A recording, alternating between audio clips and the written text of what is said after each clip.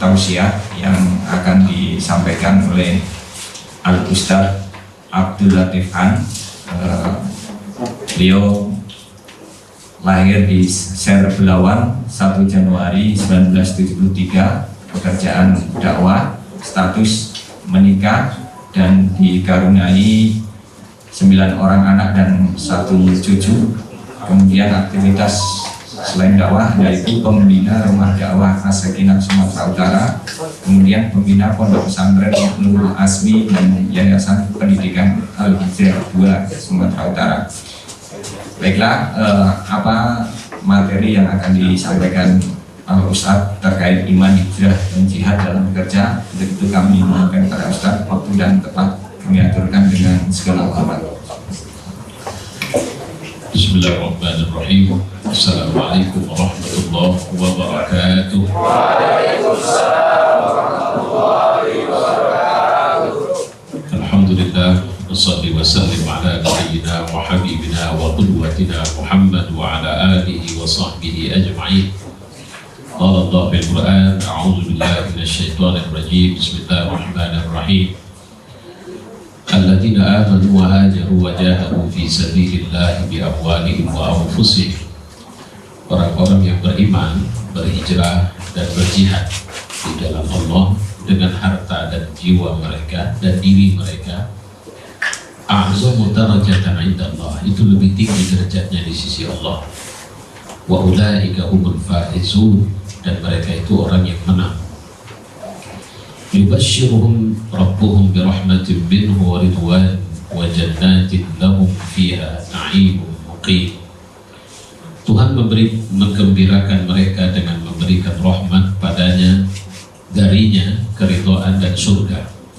Mereka memperoleh kesenangan yang kekal. Khalidina fiha abada, innallaha indahu ajrun azim. Mereka kekal di semua yang disebut dalam kenikmatan itu tadi, dan di sisi Allah ada pahala yang besar. Shadaqallah wa shadaqa Rasulullah wa ba'du. Surat At-Taubah ayat 20, 21, 22. Pertama, saya mengucapkan terima kasih kepada Pak Puspowardoyo secara khusus. Semoga Allah memberi keberkahan usia dan semua pekerjaan yang saya secara khusus pernah mengatakan kepada beliau bahwa sebenarnya lebih 70% dari kebutuhan Islam itu bukan pada ustadz. Jadi stok aset yang dibutuhkan bukan para ustadz, tapi diantaranya para pengusaha. Dan itu saya sampaikan di depan beliau dan di depan Pak Wagub Sumatera Utara waktu itu.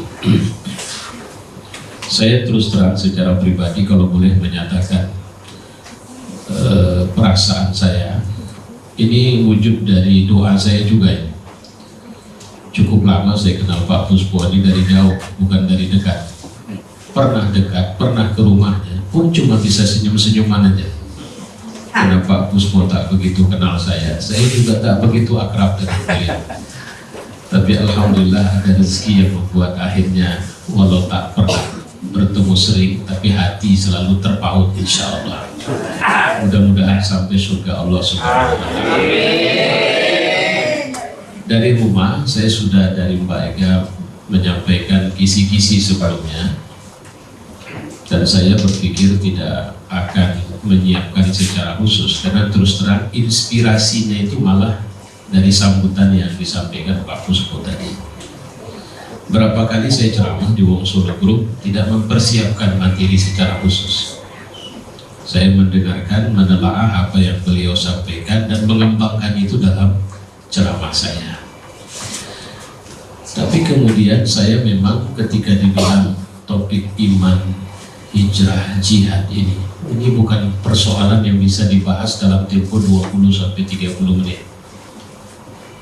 Ini butuh serial pembahasan. Kalau boleh saya mengatakan apa yang saya sampaikan malam ini introduksi, pengantar. Saya ingin awali dari pertemuan saya dengan Ketua Yayasan Al-Hijrah 2 yang kemarin datang sharing atas perkembangan kegiatan pendidikan ke saya kemarin malam. Satu yang saya dapatkan dari catatan beliau, Rektor Universitas Islam, Ekonomi Islam itu Tazkiyah di Bogor, Dr. Murniati. Beliau ini orang Chinese yang masuk Islam, dekat dengan Dr. Syafi'i Antonio. Beliau sudah melanglang buana ke berbagai negara, dan salah satu yang beliau sampaikan adalah catatan tentang Irak dan Irak. Ada perkembangan dahsyat yang terjadi di sana, umat Islam. Yang mungkin kita kalau mendengar Irak itu wilayah perang, berhenti di situ. Sama dengan Libya juga tidak stabil secara politik. Tapi fakta yang menarik, ternyata ada perubahan besar-besaran yang Indonesia masih sedang masuk di tahap 1. Mereka sudah masuk ke level 3 dalam interaksi dengan Quran. Apa yang saya maksud tahap 1? Indonesia masih sedang menjamur tahfiz Quran. Jadi di seluruh sentoro negeri kita ini banyak rumah tahfiz berdiri. Targetnya anak-anak bisa hafal Quran. Berhenti di situ. Mungkin kemarin sebagian Anda mendapat sharing dari saya yang saya ambil dari kutipan Nasruddin Hoja. Sharing itu saya buat bagaimana Nasruddin diminta oleh Timur Leste untuk sebenarnya untuk ngajarin seekor keledai bisa baca. Pokoknya ku kasih kau 1 minggu, kalau kau tidak bisa mengajari keledai yang ku kasih membaca, ku sembelih kau. Bukan keledai yang ku sembelih, kau yang ku sembelih. Nasruddin berpikir gimana cara ngajari seekor keledai membaca. Maka kemudian yang dia lakukan adalah memberikan setiap halaman buku itu gandum dan mengenalkan gandum itu kepada keledai bahwa buku seperti ini kalau kau mau ambil gandumnya kau harus buka dengan lidah. Maka secara perlahan keledai akhirnya berhasil bisa membuka lembaran demi lembaran buku, tapi targetnya sebenarnya ngambil gandum yang diselipkan di halaman-halaman buku itu. Setelah seminggu, Nasruddin bawa balik tuh keledai ke depan Timur Leste. Tuan Raja, saya sudah berhasil ngajarin keledai baca. Timur Leste terkejut, nih gimana cerita? Oke baik, sini, di buku sudah saya siapin. Disediakan bukunya. Nasruddin menyiapkan dulu itu gandum-gandum, dia taruh. Keledai begitu ketemu ini buku, dia sudah terasosiasikan otaknya bahwa di rumah tempat ngambil makanan gandum ya dari yang begini model. Maka dia mulai menggunakan lidahnya untuk membuka lembaran demi lembaran sampai lembaran terakhir selesai. Setelah lembaran terakhir selesai, keledai nengok Nasruddin. Maksudnya seakan-akan bilang, udah siap saya baca. Nasruddin senyum melihat Timur Leste. Tuan Raja, lihat nih, keledai sudah selesai baca. Tunggu dulu. Ini keledai pasti belum, enggak mungkin. Mana mungkin keledai bisa baca? Jawaban Nasruddin, ya memang nggak pernah mungkin keledai bisa baca, Tuan Raja. Ini kan sama aja sama manusia yang pegang buku bolak-balik halaman tapi nggak tahu isinya apa. Kan sama aja sama keledai. Akhirnya Timur Leste tertawa dan mengatakan memang cerdas ente. Maksudnya apa? Itu yang tadi kalau boleh saya cuplik atau saya ambil apa yang dibilang Pak Puspo. Kalau dibuatlah kita ini survei, ada berapa persen di antara kita yang hadir di Wong Solo Group ini bekerja dengan motivasi ibadah?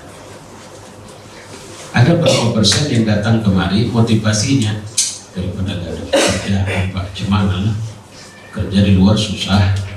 Kebetulan kemarin ada kawan yang ngajak, ya tidak masalah lah, kamu bilang aja. Walaupun saya sarjana, tapi ya mau tidak mau jadi pelayan lah daripada tidak makan.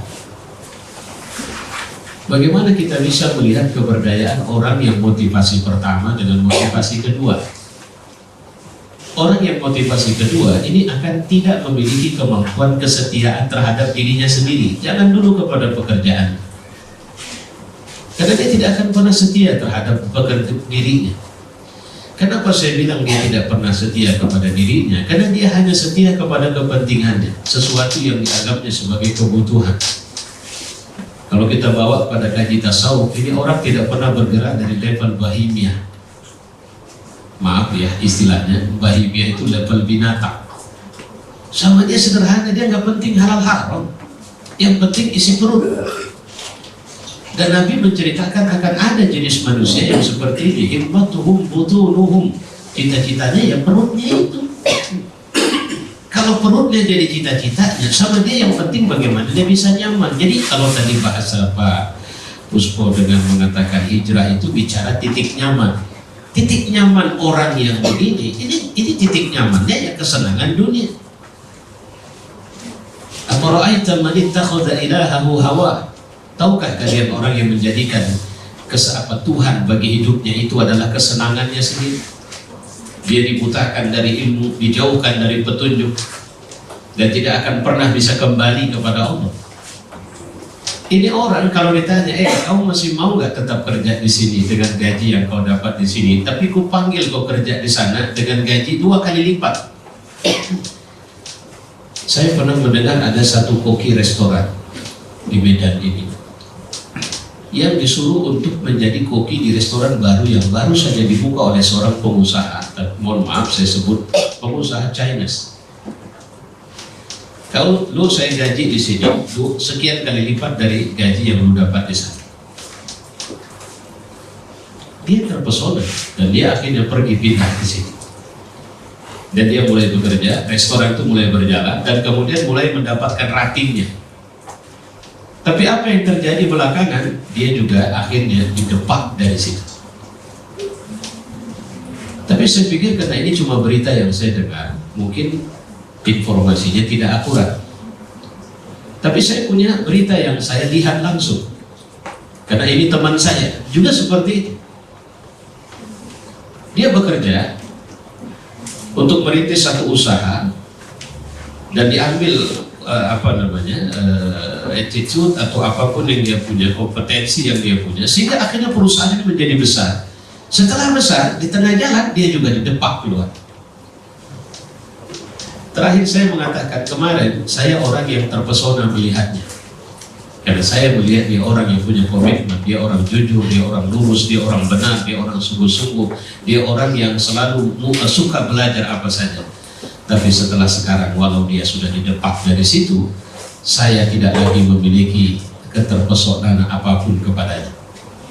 Karena bagi saya, dia ternyata orang yang lebih suka memanfaatkan suasana yang ada saja. Nah baik, itu bandingan. Bagaimana dengan orang pertama?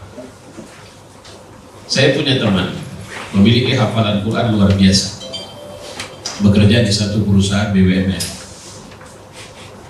Orangnya tidak banyak ngomong, banyak diam.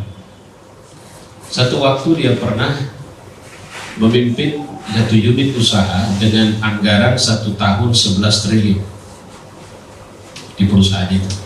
Saya tidak usah sebut di perusahaan apa. Akhirnya dia digeser dari situ, sebabnya hanya sederhana, nggak netes. 11 triliun nggak netes. Dia pernah ditawari untuk kemudian bekerja di satu perusahaan lain dengan gaji 10 kali lipat dari yang dia dapat di perusahaan itu. Dia tidak mau. Ini yang menarik. Dia mengatakan satu kalimat bahwa ketika pertama saya melangkah masuk di sini, saya ingin melakukan segalanya yang terbaik di sini. Kalau ada pintu surga yang harus saya masuki, saya ingin masuk melalui surga itu melalui pintu ini yang sedang saya di sini. Ini dahsyat, orang. Ini yang saya temukan langsung ya. Saya menemukan sekarang menjadi salah satu direksi perusahaan, direktur utama perusahaan BUMN juga. Sekarang juga sedang rutin, harusnya malam ini kami mengaji. Ya, cuma saya bilang izin saya tidak bisa mengaji karena pengajiannya rutin setiap malam Sabtu. Satu hari di zaman pemerintahan Megawati dia berhenti dari jabatan sebagai direktur di perusahaan. Lonjok. Dia punya banyak waktu dengan saya, selalu diskusi dan sebagainya. Pada saat itu kata dia, Ustaz, saya sedang ditawari untuk memimpin satu company. Waktu itu dia bilang gaji saya sekian ratus juta net. Terus saya tidak mau. Tuh, kenapa Bapak tidak mau? Saya bilang. Dia jawab, saya tidak bisa mengaji. Mohon maaf kalau saya asosiasikan sederhana. Jika Bapak misalnya ada tawaran kerja di luar sana, tapi kemudian Bapak tidak punya waktu dengan suasana yang Bapak temukan di Wonosobo Group. Gaji Bapak di sini cuma 1, di sana Bapak dapat 5. Tapi di sana Bapak tidak berkesempatan bisa sholat. Di sana jangankan mengaji, sholat saja susah. Pertanyaannya, apakah Bapak akan memilih di sana 5:1? Waktu itu saya cukup terharu ketika dia mengatakan, saya khawatir saya tidak bisa mengaji lagi Ustaz. Tuh, kita kan bisa mengaji tetap dengan by phone, saya bilang. Ustaz, beda kalau pakai teleponan. Oke.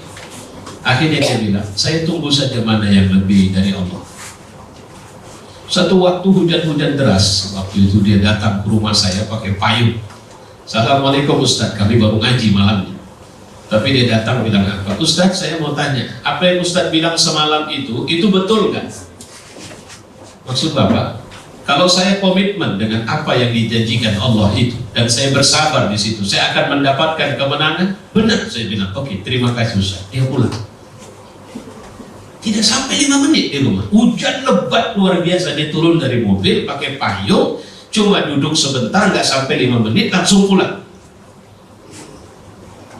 Tak lama kemudian saya tanya, kenapa? Apa masalahnya? Apa dia bilang? Saya dapat tawaran mimpin company Ustaz, dengan modal pertama disuntikan itu 600 juta US dollar. Tapi saya tolak Ustaz. Apa masalahnya? Ada Yahudi di situ Ustaz. Maksudnya rupanya ada investornya Yahudi. Saya tidak mau. Jadi apa yang Bapak tunggu? Saya yakin, seperti yang Ustaz bilang, kan Ustaz yang ngajari saya kan. Saya yakin Allah pasti kasih kemenangan sama saya. Sampai akhirnya dia bisa menjabat jabatan yang sekarang dia emban ini. Itu 0 rupiah, gak pakai uang sobo, gak pakai ini, gak pakai itu, dan dia nyaman. Satu hari saya ingatkan sama dia, berapa karyawan ada di perusahaan Bapak? Lebih kurang 30 ribu Ustaz. 30 ribu orang itu nasib Bapak ditentukan oleh mereka nanti di hadapan Allah. Surga neraka Bapak itu ditentukan oleh kesaksian mereka atas perilaku Bapak selama memimpin perusahaan. Nah, mohon maaf, ini yang saya bilang tadi agak sulit memang mengelaborasi materi yang segini luar biasa dalam tempo sebentar. Tapi saya ingin sampaikan kisi-kisi dalam pengantar ini. Saya bilang, pertama, apa yang saya sampaikan tentang Irak tadi, orang itu ternyata tidak lagi belajar menghafal Quran, tapi belajar menghidupkan Quran dalam diri mereka. Kalau bahasa yang populer di negeri kita, Quran yang aplikatif. Apakah sebenarnya seorang itu sudah disebut hebat karena sebab dia memiliki pengetahuan Islam yang luar biasa? Oh tidak. Di mata Allah hargamu tidak itu. Bahkan pada titik yang paling sederhana, kata Nabi, ada orang yang beruntung besar karena dia belum pernah melakukan satu amal apapun, tapi dia mati masuk surga. Kenapa dia bisa mati masuk surga? Karena dia begitu menyatakan keislamannya, dia ikut jihad di jalan Allah, dan dia mati di situ. Maka dia syahid. Satu hari jelang kematiannya Imam Ahmad ditalkin oleh anak-anaknya. Lantas kemudian, kalau nggak boleh yang bisa melihat saya, Imam Ahmad itu ketika terbuka matanya, dia lihat ke arah anaknya, dia jauh sana. Anaknya terkejut, sekelas Imam Ahmad bin Hanbal. Ketika dia tersadar, dia tanya, apa tadi yang terjadi samaku? Ayah, kami talkin ayah. Tapi ayah mengatakan kepada kami, jauh, pergi sana. Maksudnya apa ya? Anaknya menangis. Apa kata dia? Tadi syaitan sedang menggangguku. Syaitan mengatakan satu kalimat. Nah, coba perhatikan. Salah nggak kalimat syaitan ini? Di mana salah? Kalimatnya begini. Ahmad, memanglah kau ulama luar biasa. Kau masih sehat, aku tak bisa goda. Sekarang kau sudah mau meninggal dunia, aku pun tak bisa ganggu kau. Hari ini aku nyerah sama kau. Salah nggak kalimat syaitan itu? Di mana salahnya? Apa itu? Dia bilang luar biasa, tapi targetnya apa? Merusak keikhlasan. Wow, kalau Ustaz Latif yang ceramah, Ustaz belum pernah lah saya tengok Ustaz sebat. Itu ujian atau sebenarnya racun yang ingin mematikan saya? Itu racun. Maka hati-hati ketika agama tampil di dirimu dalam bentuk aksesoris, karena kau lebih berpeluang ingin dirusak dan dihancurkan. Maka di mana rahasia menjadi muslim sebenarnya? Pertama, rahasia menjadi muslim, sadari dirimu kau adalah manusia. Kenapa harus menyadari sebagai manusia? Karena Tuhanmu tidak merencanakanmu menjadi orang biasa-biasa saja atau menjadi makhluk biasa-biasa saja. Tuhanmu mengatakan kepada seluruh malaikat waktu itu, inni ja'ilun bil ardi khalifah. Malaikat memberikan protes mereka, taj'alu fiha may yufsidu fiha wa yasfiku dima. Gimana ini ya Allah? Apa kau biarkan lagi akan muncul orang yang saling menumpahkan darah bla bla bla bla bla. Inni a'lamu bima la ta'lamun. Aku lebih tahu apa yang kalian enggak tahu. Jadi apa yang dimaksud dengan sadari dirimu kau manusia? Artinya you born as a winner. You must do the best in your life. Kau lahir sebagai pemenang dan harus melakukan yang terbaik dalam hidupmu. In your life, at your moment, now, at this time. Lo bahasanya. Bukankah Islam mengatakan bahwa orang itu gagal adalah orang yang bangkrut, adalah orang yang hari ini lebih buruk dari kemarin. Dan orang itu rugi kalau hari ini masih sama seperti kemarin. Coba carikan teori apa yang sedang dikembangkan dalam kalimat Nabi itu. Kalau harimu sekarang lebih buruk dari kemarin, kau bangkrut. Tapi kalau harimu sama seperti kemarin, kau rugi. Kenapa saya rugi? Jawabannya sederhana, karena kau tidak pernah bisa belajar. Bukankah sebenarnya lampu ini juga dari pelajaran dari sekian banyak, sekian ribu kegagalan yang dibuat oleh Thomas Alva Edison? Tapi apa yang membuat akhirnya lampu ini ada? Sederhana. Kesungguhan, jiddiyah, kalau bahasa yang sedang kita masukin, kita eksplor hari ini, jihad. Jangan pahami jihad itu dengan sebuah kata sederhana, dia perang angkat senjata. Bukan. Tadi saya dengar sedikit Mozart, Masya Allah. Siapa yang buat itu musik? Manusia yang Allah tidak beri kesempatan dia bisa mendengar. Tapi apa yang ada dalam dirinya, dia menyadari dia manusia, titik. Saya lupa aja namanya, tapi saya sedang baca satu buku di mana ada seorang terkena penyakit polio. Dia susah berjalan, tapi apa mimpinya? Dia ingin menjadi pelari tercepat di muka bumi. Apa yang terjadi? Dia bisa dapatkan itu. Napoleon Hill ketika anaknya lahir, anaknya tidak punya telinga. Dokter mengatakan anak ini tidak akan pernah bisa mendengar. Bayi itu dia pegang sambil mengatakan kepada dokter, Pak dokter, saksikan anakku ini nanti bisa mendengar. Apa yang tertanam di situ? Keyakinan. Jadi sebenarnya kalau mau dicatat poin-poin yang pertama, sadari dirimu manusia dan yakini kau memiliki kekuatan luar biasa. Bahasanya Allah mengatakan katakan ana inda zanni abdi, biar tergantung prasangka kalian. Obama itu ketika dia tanya orang tuanya, apa siapa yang punya cita-cita jadi presiden? Obama tunjuk tangan. Orang semua tertawa. Black Amerika ingin jadi presiden Amerika. Nonsense. Dia nangis. Dia pulang ke rumah menangis. Kenapa kau menangis? Kata emaknya. Dia bilang, kawanku mentertawakanku, guruku mentertawakanku. Kenapa? Karena kalau bahasanya, aku dibully. Kenapa kau dibully? Karena aku mengatakan ingin menjadi presiden Amerika. Emaknya, angkat wajahmu. Lihat mak. Benar kau ingin jadi presiden? Benar. Serius? Serius.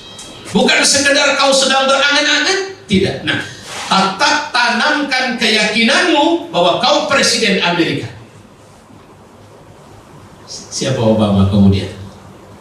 Bukan cuma 1 kali jadi presiden, dia 2 kali. Dan menjadi presiden, salah satu presiden paling fenomenal di Amerika. Ketika Disneyland itu sebenarnya kalau waktu kita bincang ini panjang, ini saya ambil contoh-contoh kecil saja. Itu diresmikan, ide besar itu ditertawakan orang waktu itu. Ketika dia mengatakan, aku ingin membuat satu tempat di mana anak-anak bisa meluapkan fantasi mereka, tempat anak-anak bisa berkreasi, bermain di situ. Dunia anak seperti apa? Seperti ini. Tidak. Orang tertawa.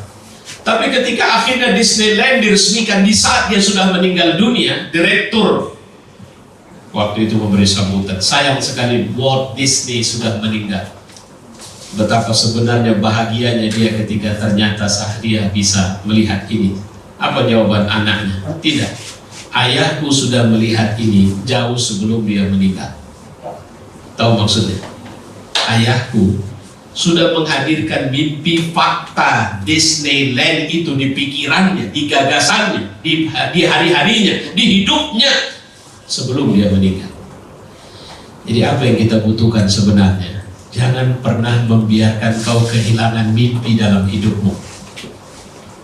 Pertanyaannya, Bapak, Ibu, saudara-saudara, adakah Bapak sudah membuat timeline hidup Bapak? Siapa Bapak 5, 10, 20, 30 tahun ke depan?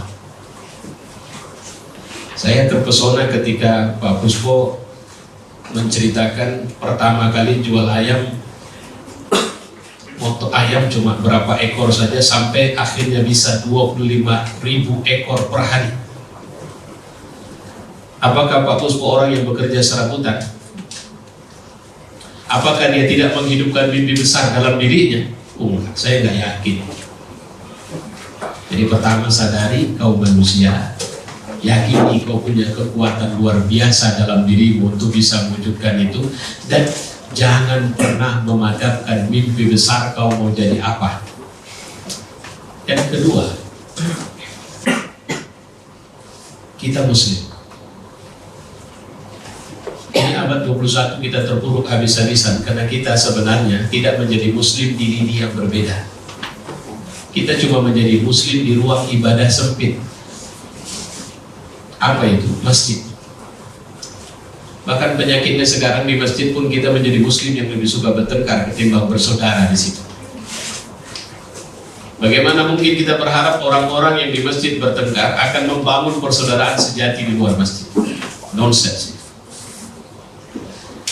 Islam kita cuma nampak dalam zikir kita, baik zikir pribadi atau zikir massal. Islam kita nampak dalam atribut-atribut kita. Pakai peci. Saya bilang, kalau saya buka peci saya, di mana sih Islam saya? Baju Ustaz. Oke, saya ganti baju saya sama kaos oblong. Di mana Islam saya? Celana Ustaz. Oke, baik, celana saya jadikan celana jeans. Di mana Islam saya? Sandal Ustaz. Ustaz, saya pakai sepatu dengan sepatu anak muda yang hari ini trendy. Di mana Islam saya? Mohon maaf, saya pergi. Di mana Islam saya? Nampak mesti baju, ganti bajunya. Di mana Islam saya? Bahwa sebenarnya Islammu itu harus kelihatan dalam perilakumu. Itu yang hilang dari kita. Dan perilaku itu adalah perilaku pribadimu, perilaku dirimu dengan orang lain, perilakumu pada wilayah ekonomi, sosial, politik, budaya, agama, seni, dan sebagainya. Itu yang hilang dari kita sekarang.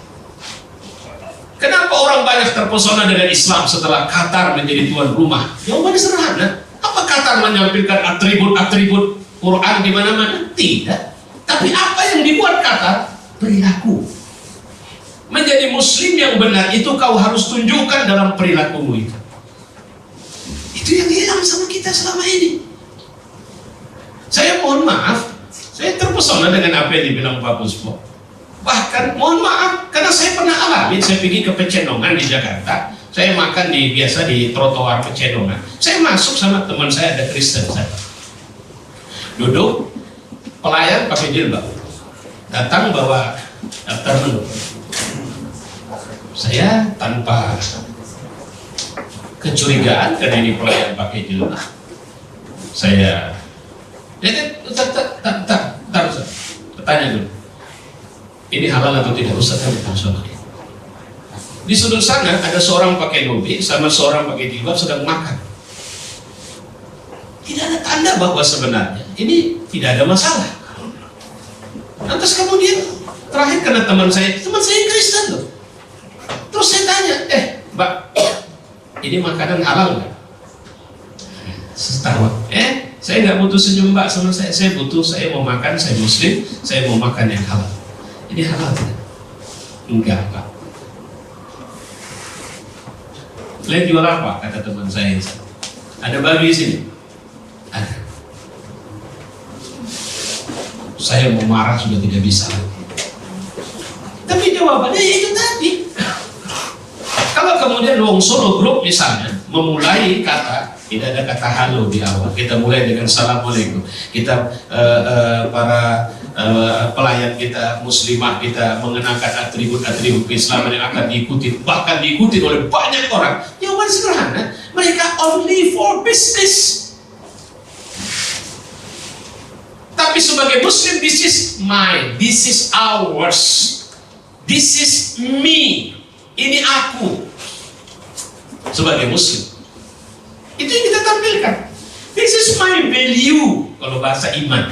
Ini kenapa Anda begini? Ini karena prinsipnya kami begini. Kenapa orang Indonesia akhirnya masuk Islam semua? Apa karena Ustaz ceramah? Enggak. Kenapa? Karena orang jualan. Kalau saya bahasa Medannya begitu. Kenapa? Interaksi dengan orang jualan. Apa yang membuat berbeda? Sederhana. Kalau dibilang belanja kemana? Mana lebih bagus, belanja sama muslim atau belanja sama orang Cina yang tidak muslim? Saya bilang, saya tidak bicara itu. Saya bicara siapa yang mampu melahirkan akhlak pedagang Islam.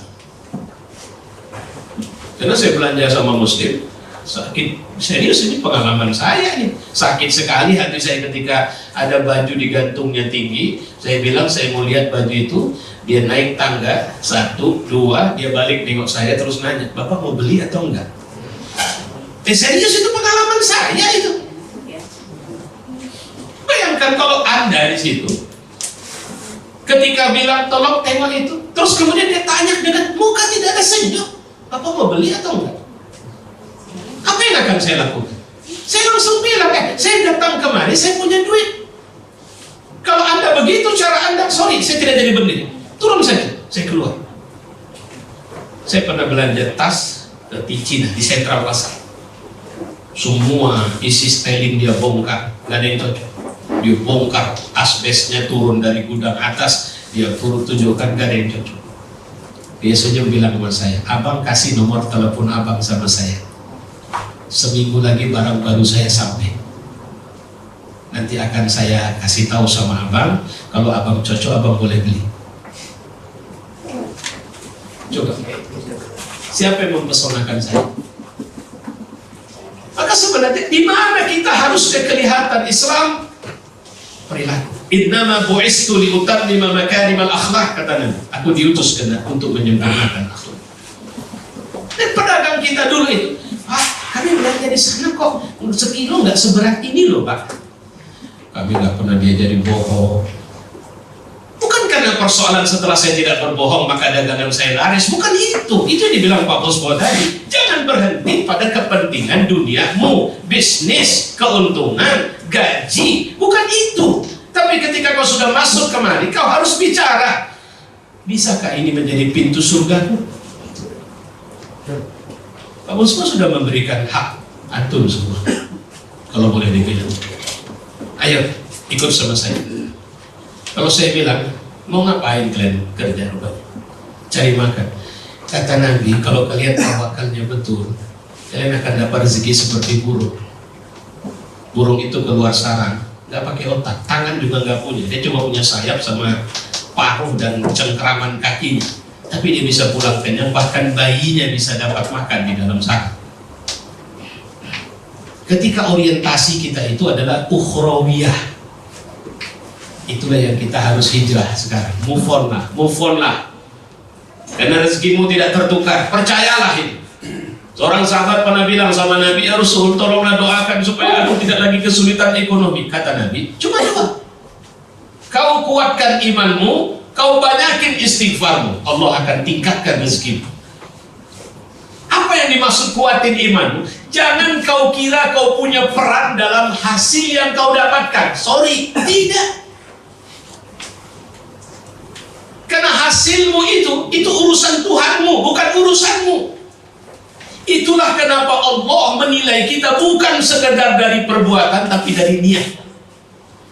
Innamal a'malu binniyat. Seorang berniat tapi tidak jadi melakukan satu perbuatan, jika itu baik maka tetap dihitung satu pahala. Mohon maaf saya, ketika Hajar ditinggal oleh Ibrahim di lembah Bakkah, kering kerontang, tidak ada apa-apa. Dia tanya suaminya, mau kemana bang?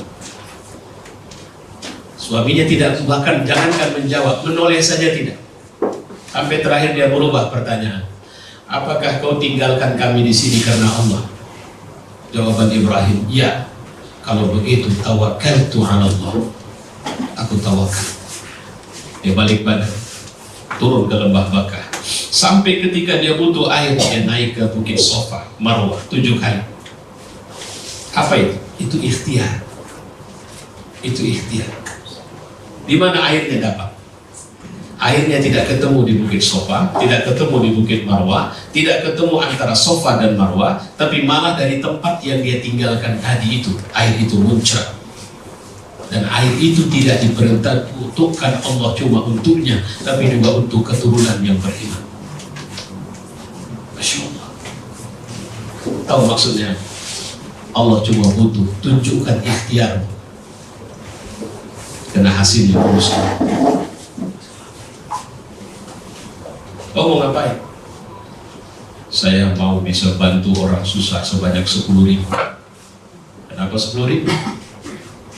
Karena orang susah di kampungku 10.000 banyak. Kenapa cuma kampungmu yang kau pikirkan? Maksudnya ya Allah, apa tidak banyak orang susah di tempat lain? Banyak ya Allah. Kenapa tidak kau pikirkan di tempat lain orang susah ini? Coba hitung dulu semuanya. Nanti lapor lagi sama. Lantas kemudian setelah itu dia datang kepada Allah mengatakan, ya Rabb, saya mau bantu orang susah sebanyak 1 juta orang. Saya sudah hitung semua. Oke, baik. Berapa duit yang kau butuh? Saya butuh sekian miliar. Sekian itu berapa? 10 miliar sebulan. Cukup? Cukup. Aku kasih samamu 100 miliar sebulan. Deal. Tapi jangan cari Tuhan selain aku. Deal. Kau jual apa yang kau punya sama aku. Itu hijrah, jihad. Bi amwalihim wa anfusihim. Mulai hari ini kau kerja sama aku. Aku ambil alih itu. 1 juta itu aku yang tanggung nanti. Tapi kau kerjanya sama aku. Bukan kau yang kerja, tapi kau kerja sama aku. Kau ikut apa mau?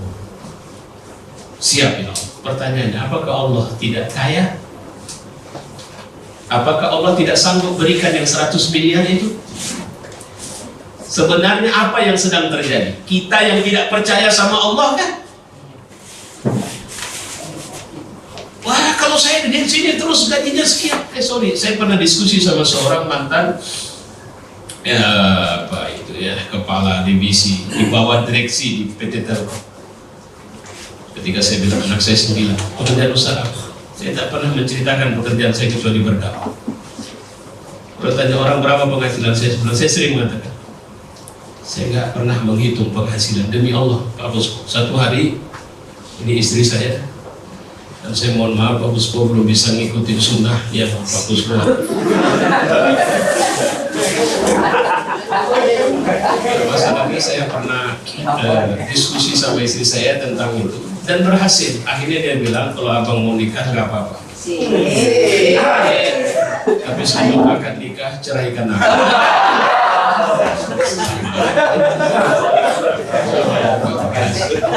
Jadi pernah satu hari saya waktu itu penghasilan saya yang terbesar itu 300.000 rupiah. Saya dapat dengan sangat lelah. Saya kasih sama istri saya. Gak sampai seminggu habis. Tahun 97. Lantas kemudian saya nangis, demi Allah saya nangis, bercucur air mata. Saya bilang sama istri saya, capek kali yang cari duit itu loh. Istri saya pun menangis. Apa dia bilang? Bang, inilah catatannya. Kalau abang tidak percaya, gak ada duit itu ku ambil dan ku gelap. Peristiwa itu akhirnya membuat saya tidak pernah lagi mau menghitung berapa pengeluaran dan berapa masuk. Saya cuma bilang sama istri saya, kalau saya bawa duit dan serahkan kepadamu, potong zakatnya. Dan kalau ada orang datang ke rumah minta bantuan, jangan pernah tolak, kasih semampu kita memberinya. Dan mulai hari itu, saya tidak pernah lagi mikirkan berapa penghasilan saya. Nggak mau saya ngitung. Saya cuma mengatakan, ibu ngantuk nggak? Sudah menikah belum? Berapa anak? 3. Cukup penghasilan 3 anak. Saya mau titip 9 anak. Saya mau titip 9 anak. Minta izin saya anak bulan. Tapi mohon maaf saya nggak bisa kasih apa-apa. Itu jadi amal soleh ibu aja. Mau nggak kira-kira terima? Pasti nggak mau kan? Tapi coba kalau saya bilang saya mau titip 9 anak, per anak per bulannya 100 juta. Sudah. Nanti saya kasih bonus per setelah saya pulang 100 juta kali 9 anak itu lagi. Kemudian biaya makan itu net untuk ibu sendiri, biaya makan, susu, apa semua uang sekolah itu saya kasih lagi 100 juta lagi. Pasti ibu nanya, kenapa cuma 9? Harusnya kan ditambah. Pertanyaannya, apakah Allah ketika menitipkan sesuatu kepada kita yang kita kira beban, Dia juga tidak menitipkan sekaligus fasilitas untuk membuat kita nyaman melaksanakan itu semua? Pasti Allah jauh lebih baik dari orang tua yang menitipkan anaknya kepada orang lain. Tolong ya, ini susunya, nanti ku kasih kau duit sekian-sekian. Cuma jangan pahami dengan cara kita berpikir. Karena Allah memberi dengan caranya. Itu yang terjadi pada Hajar. Hajar berlari antara Safa dan Marwa, Zam-Zamnya muncul di bawah. Ketika kita bekerja di sini, mulailah jangan punya orientasi gaji. Orientasinya cuma satu saja. Ya Rob, aku nggak punya kesempatan tahajud banyak. Aku nggak pernah punya kesempatan baca Quran banyak. Tapi kau kasih aku kesempatan bekerja di perusahaan, yang di perusahaan ini aku bisa mendekat dan mengenalmu lebih baik. Aku cuma minta satu, Tuhan. Ketika kesedihan datang, jangan biarkan hatiku bersedih. Ketika kesulitan muncul, jangan kau hilangkan bahagia dari hatiku. Ketika aku mengalami sesuatu yang tidak menyenangkan dalam hidupku, Tuhan, aku cuma minta satu samamu, jangan kau jauh dariku. Coba cari harga apa yang bisa menggantikan 3 hal yang saya sebutkan tadi. Berapa banyak orang duit banyak segalanya? Saya tak sebut nama, tapi kalau boleh diancar-ancar, Pak Buspo sudah sering menyebut nama orang yang saya sebutkan. Dari susahnya saya kenal. Bahkan kereta pertamanya Pak Puspo itu yang kasih hadiah. Serius. Satu hari saya bicara dengan beliau bilang apa? Ustadz, saya merasa kesepian di tengah keramaian. Saya merasa sendiri di tengah orang banyak. Saya bilang apa? Mas, di luar sana orang kalau lewat pasti mimpi ingin tinggal di rumah ini. Tapi setelah saya mendengarkan antum mengatakan ini, maka saya tidak pernah punya mimpi untuk tinggal di rumah seperti ini lagi. Tidak sekali dua istrinya mencucurkan air mata, menangis, menceritakan perilaku suaminya. Maka saya mengatakan, hati-hati, kalau yang kau buru jabatan, kalau yang kau buru kekayaan, maka kau bisa kehilangan segalanya. Tapi kalau yang kau buru ridho Allah, dalam kesendirianmu kau bisa merasa nyaman. Ya, makanya apa yang mau diburu di sini? Saya mengatakan ambil ilmu. Bahkan kalau saya mengatakan usia kita tidak panjang, usia kita terbatas. Jadilah entrepreneur yang bisa mengembangkan usahanya karena Allah. Dan kemudian lakukan itu semua dengan merasa nyaman di semua lini hidup kita. Karena ada orang yang berkali-kali bisa jatuh, tapi dia tidak kehilangan keyakinan bahwa dia bisa bangkit. Itu kita. Saya ulang sekali lagi. Ada orang yang berkali-kali jatuh, bahkan terluka di saat jatuh, tapi dia tidak punya ketakutan untuk bangkit. Itu kita. Tahu maksudnya? Tahu maksudnya? Apa Bapak begitu lahir langsung bisa jalan? Bukankah waktu kita belajar jalan kita pernah terjatuh, kita pernah terluka, belajar naik sepeda motor kita pernah terluka, kita pernah jatuh? Bukankah itu pernah terjadi? Dan bukankah itu kita? Kenapa dalam menjalani hidup ini kita kehilangan kemampuan untuk itu?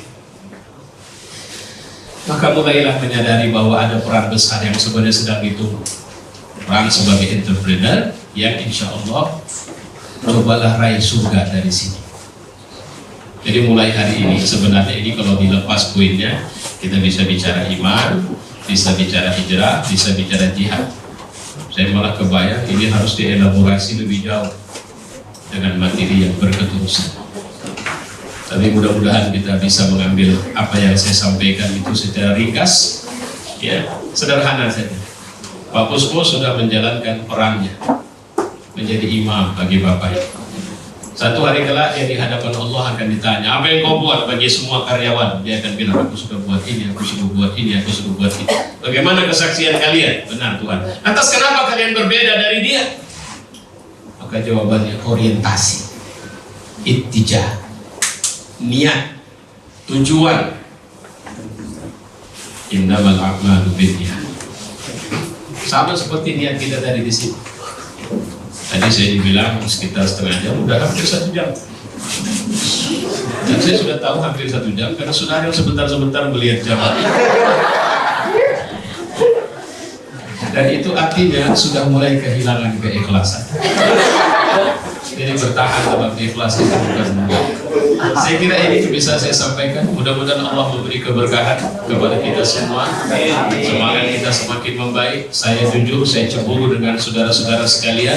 Bisa bekerja di Wong Solo Group, bisa berkenalan dan bersapaan dengan Pak Puspo dalam setiap waktu yang memungkinkan, dan semoga saja nanti bisa bersama-sama masuk dalam surga Allah.